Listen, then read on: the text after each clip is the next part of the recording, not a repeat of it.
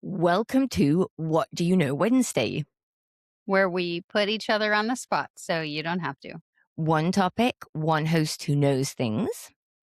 And one host who knows some things. This week, Jess, I know you know some things. I am asking, what do you know about modern LDS prepper culture? Well, I mean, what I know, it's probably not modern. I mean, all that I know what my lived experience was with the big, giant metal garbage cans full of wheat in the basement and all of the water and the canned goods. But I don't really know a Amateur lot about hour. what they're doing these days at Okay, all. child's play, get out of here. You're already marked as one of the unchosen.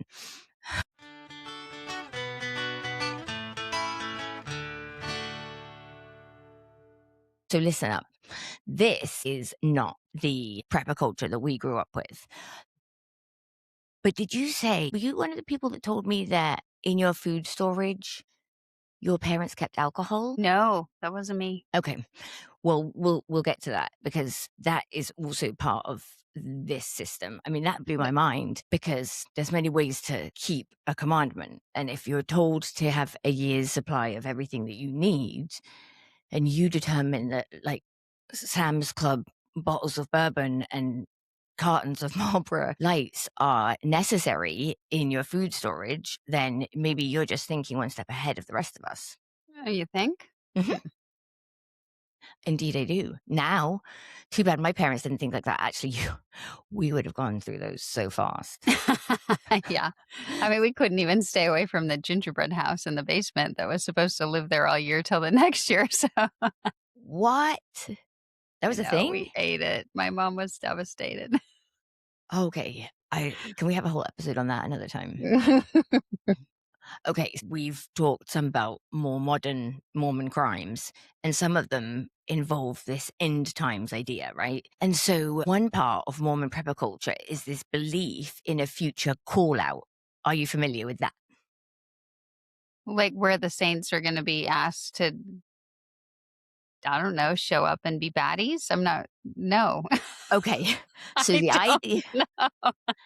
the idea is, and people are legit waiting for this, like weekly. The idea is that shortly before society collapses, church leaders will quietly tell prepared families to leave their homes and gather in these protected tent cities. And this is going to be somewhere in the mountains. Well, we know where it's going to be. It's going to be in Cardston, Alberta, and in Rexburg, Idaho. Okay, this is why people are already relocating there. I listened to a fascinating interview, which I will link in the show notes on East Idaho News.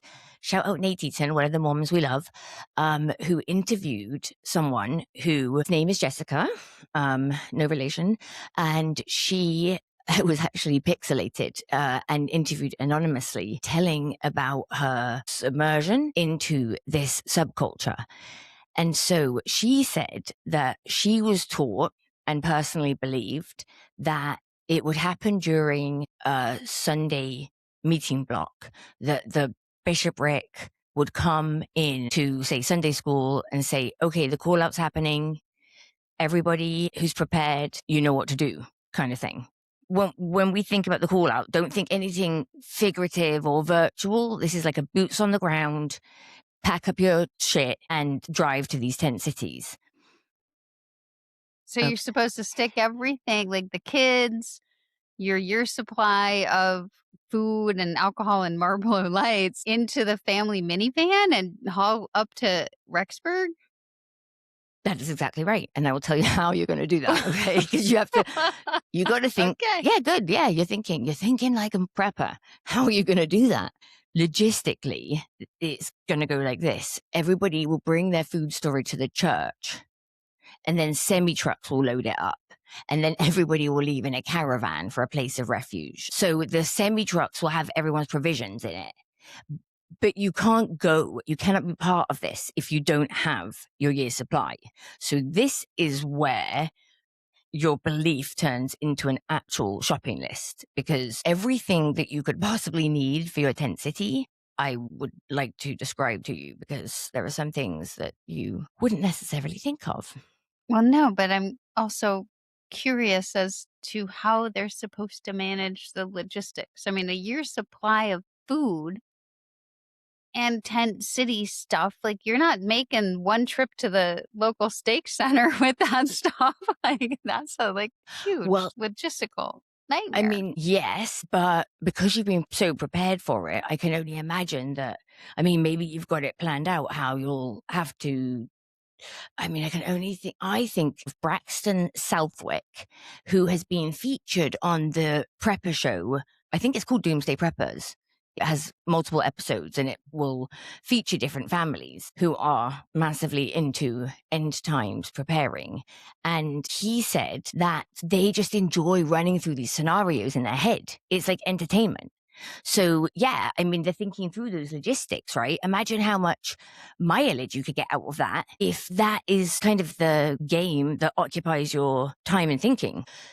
And so, logistically, so the food storage is what shows that your family's ready, right? Like, it's your evidence. Back in the day of the law of consecration, which was in Missouri, I think, everybody had to consecrate everything to the church in one pile, and then it would be meted out by the bishop, I think, who was responsible for determining who got what. And you can imagine the possibilities for problems Yeah. there. And in fact, it was going tits up, which was why Joseph sent a strongly worded letter to the saints back in Missouri saying, sort it out, otherwise the Lord's going to come and send somebody mighty and strong with a scepter in his hand to put you in your place. He'll get it right. So I think that some of these folks saw themselves as overseers of these tent cities. They would be the ones who would be responsible for passing out like the resources and responsible for keeping everyone alive, really. These heavy canvas tents, it's kind of like a FEMA camp. You're expected to live in them for a long time. Anticipate that most of the saints are thinking like years, right? It's more like a refugee camp where you'll be really making a household in your field, right? Really making a household in a field. It would be my selling point.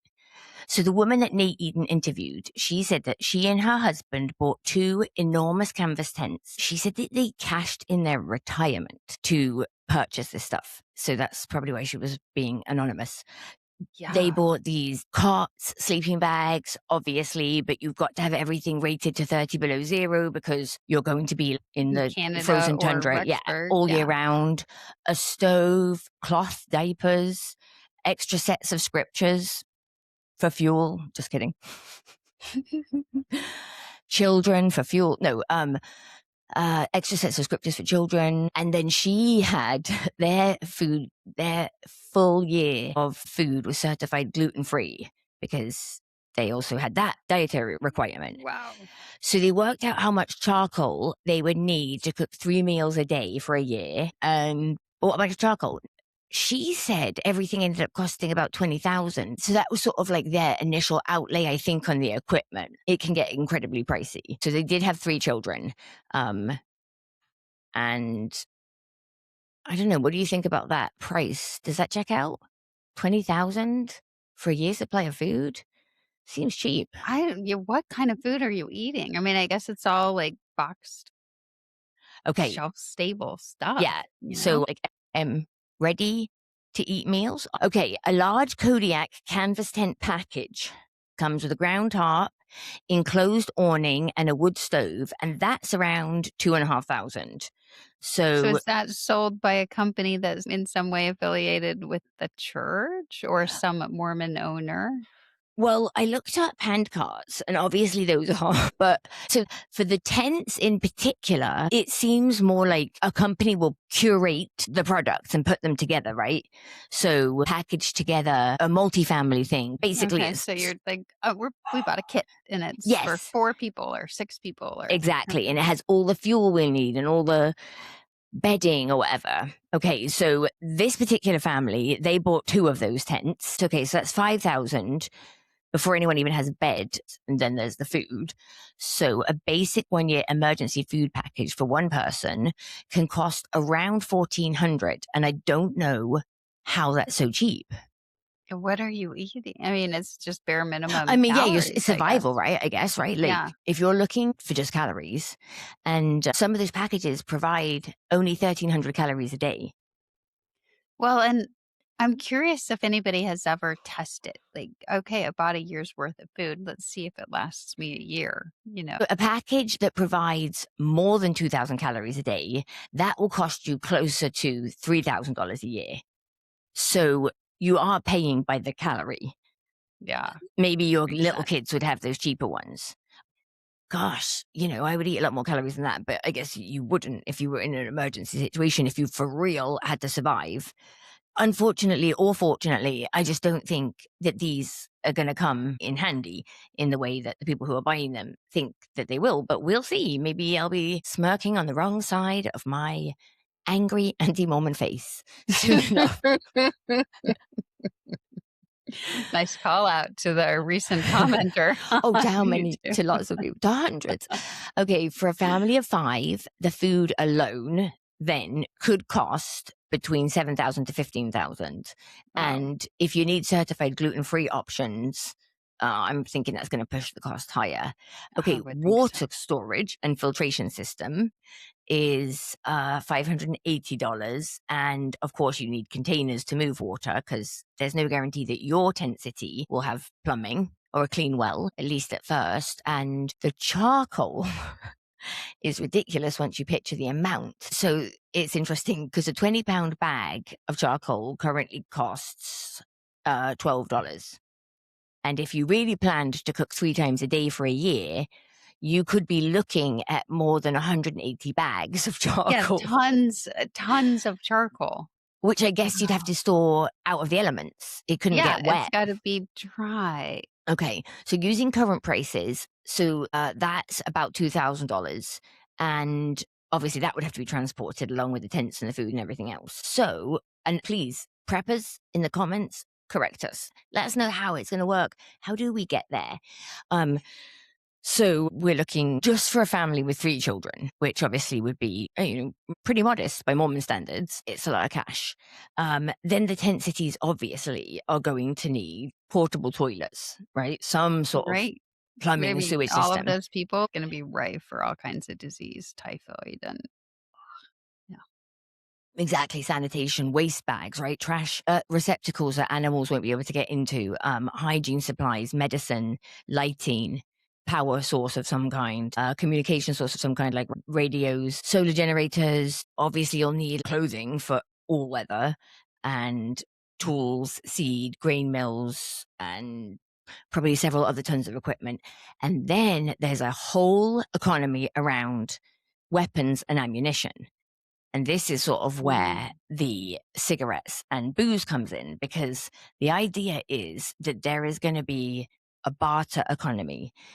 And who is going to get what they need when you've got something that people really want? So if you have cigarettes and no one else has them, but the smokers need them, they'll surely trade their last born child for that last pack of cigarettes, right? but so they're intended not to trade with other fellow saints, No, with right? outsiders, It's with outsiders. outside the tent city. Yes, exactly. Because even though everyone else will be in dire straits outside the tent city, slowly dying. I mean, really, just to be super cliche about it, imagine that they imagine it's sort of a Mad Max type yeah, environment. exactly. Okay. So that you've got you know barely sustained life hanging on, kind of the Except for fringes. in their little utopia that they've Exactly. established. So that is a little bit about Mormon prepper culture. I will link to the video that Nate did with the former prepper Jessica. I highly encourage you to hear a first-hand take on thinking involved, because it's so much more impactful hearing it firsthand than filtered through me. We will be back next Wednesday, where you will be asking me what I know. Oh, And yes. It'll be something quite scintillating, I'm sure. and until then, I'm sorry for what I said when I was Mormon. Same, Hannah. I am my head is spinning thinking about this prepper movement. And I'm thinking of my own culpability as an early child, planning all of the escapades that we were going to have to run, and should we have to prepare for something like this. And Oh my God, I used to think about it every day. every day. Yeah. Yeah. That makes me super sorry for what I said when I was Mormon.